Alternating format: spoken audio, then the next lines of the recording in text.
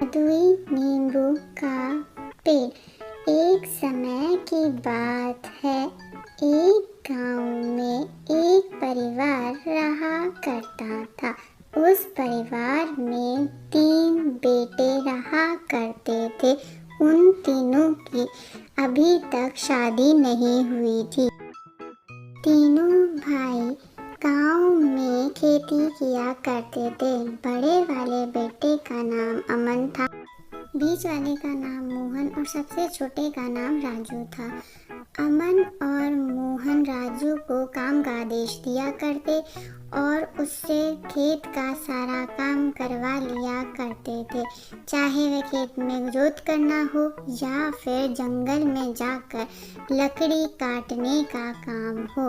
राजू बहुत मेहनती और सीधा था। वह जंगल में जाकर लकड़ियों को काटता और उन लकड़ियों को अपने सिर पर रखकर घर पर लेके आया करता था।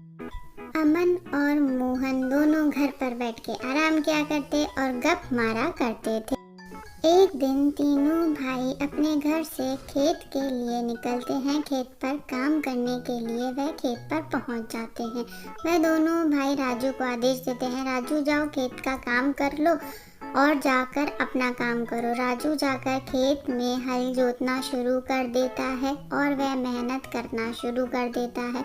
फिर वह दोनों अमन और मोहन बुलाकर बोलते हैं, राजू तुम जाकर लकड़ियाँ काट लेके आओ, जंगल से लकड़ियाँ लेकर सीधे घर को आ जाना। राजू उनकी बात को हाँ करके जंगल में लकड़ी काटने के लिए निकल जाता है।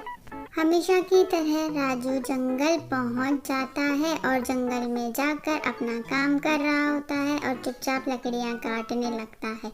जब राजू की लकड़ियां कट जाती है, उन लकड़ियों को लेकर वह अपने घर से जंगल के रास्ते आ रहा होता है।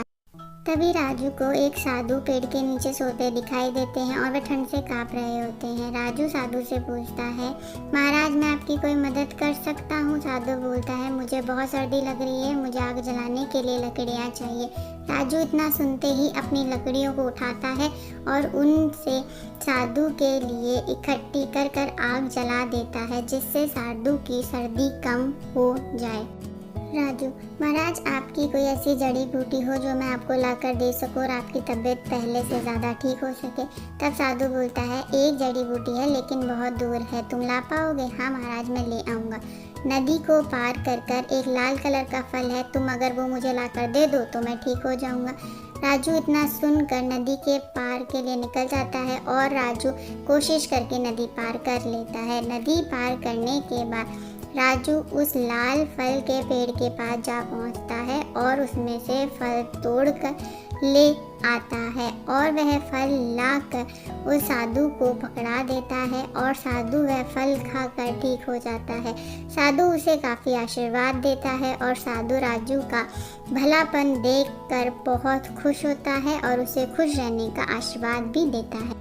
अब राजू को घर पहुंचने में काफ़ी देर हो जाती है और वह लकड़ी भी नहीं लेके आ पाता। इतने में उसके भाई उसे सुनाने लगते हैं, तुम पागल हो, तुम लकड़ी भी नहीं लेके आए और तुम कहाँ थे इतनी देर से?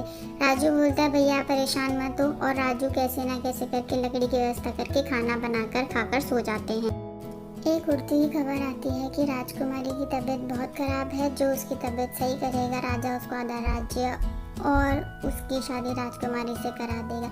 ये खबर सुनकर अमन और मोहन राजा के पास पहुंच जाते हैं और कहते हैं कि महाराज हम आपकी राजकुमारी को ठीक करेंगे, और वे वहां से चले जाते हैं। अमन ऋषि मुनि के पास जाता है कि मुनिराज आप मुझे कुछ इलाज बताइए। पहाड़ों के उस तरफ एक नींबू का पेड़ है, उस नींबू के पेड़ से राजकुमारी ठीक हो सकती है। उस नींबू का फल लाकर उसके रस को राजकुमारी को दे दो, लेकिन ध्यान रखना कि मन में कुछ ना हो। इतना ना सुनकर अमन पहले ही नींबू तोड़ने के लिए चला जाता है। अमन बहुत मेहनत कर कर पहाड़ों पर चढ़कर उस नींबू के पेड़ तक पहुंचता है। उसे भूख लगने लगती है और पेड़ को देख के बोलता है, काश ये सेब का पेड़ होता तो मैं सेब खा पाता। इतने में जादुई पेड़ सेब के पेड़ में बदल जाता है। मोहन राजा के पास जाता है और राजा को बोलता है कि महाराज मैं राजकुमारी के लिए दवाई लेकर आऊँगा, आप चिंता मत कीजिए। और मोहन मुनिराज के पास जाकर उस दवाई और जड़ी बूटी के बारे में पूछता है। मुनिराज उसे भी वही इलाज बताता है। मोहन भी वहाँ से निकल जाता है और मोहन बड़ी मेहनत कर कर वहाँ से निकलकर पहाड़ों पर पहुँचता है। जब वह पहाड़ों पर चढ़कर उस पेड़ के पास पहुँचता है तो नींबू के पेड़ को देखकर वह बहुत थक जाता है। वह बोलता काश ये बरगद का पेड़ होता, और इतने में ही जादुई पेड़ बरगद के पेड़ में बदल जाता है और बरगद का पेड़ देखकर मोहन वहीं आराम करने के लिए रुक जाता है। राजा राजू को तुम कहीं से जड़ी बूटी लेकर आओ और तुम राजकुमारी को ठीक करो। राजू महाराज मुझे इसके लिए बाहर जाना होगा।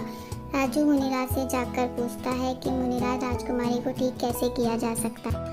मुनिराज राजू तुम्हें एक पहाड़ पर नींबू का जादुई पेड़ है, उसका रस राजकुमारी को लाकर दे दो, लेकिन अपने मन में कोई गलत ख्याल मत लेके आना पेड़ के सामने। इतना सुनकर राजू उस पेड़ से फल तोड़ने के लिए निकल जाता है।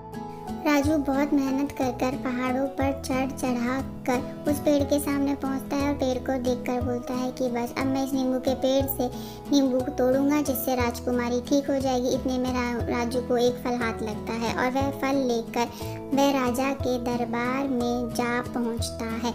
राजू उस फल को ले जाकर राजा को देता और कहता है इसके रस को आप राजकुमारी जी को पिला दीजिए, वह बिल्कुल ठीक हो जाएंगी। राजू के कहे अनुसार नींबू का रस राजकुमारी को दिया जाता है। वह एकदम ठीक हो जाती है और वह खुशी से अपने पिताजी के पास जा पहुंचती है और राजा के वादे के अनुसार वह अपना आधा राज्य और राजकुमारी की शादी राजू से करा देता है और राजू हमेशा अपने भाइयों से आगे निकल जाता है। तो बच्चों, कहानी पसंद आई हो तो चैनल को सब्सक्राइब करें, लाइक करें और शेयर करें।